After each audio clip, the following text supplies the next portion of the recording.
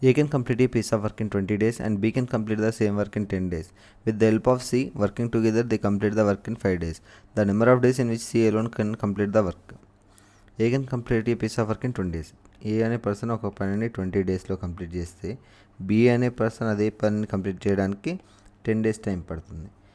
With the help of C working together అంటే with the help of C అంటే working together అన్నాడు. అంటే A plus B plus C ఈ ముగ్గురు కలిపి ఒక అదే పనిని 5 డేస్లో కంప్లీట్ చేసినప్పుడు టోటల్ వర్క్ ఏమవుతుంది? Total work LCM of this 3 LCM of 20, 10, 5 will be the 20. అప్పుడు ఎఫిషియన్సీ ఏమవుతుంది? Efficiency of A will be the 20/20 అంటే 1. Efficiency of B total work by number of days కూడా 20/10 అంటే 2.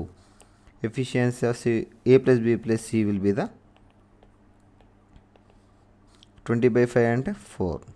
మనకు ఏ ఎఫిషియన్సీ 1 అని తెలుసు, బి ఎఫిషియన్సీ 2 అని తెలుసు. అప్పుడు సి ఎఫిషియన్సీ ఏమవుతుంది? సి ఈజ్ ఈక్వల్ టు 4 - 3 అంటే 1. C efficiency 1, total work 20. అప్పుడు టోటల్ డేస్ ఎంత పడుతుంది? Total days is equal to total work by efficiency of C 20/1 అంటే 20 డేస్. సి ఒక్కడే ఆ పనిని 20 డేస్లో కంప్లీట్ చేస్తాడు.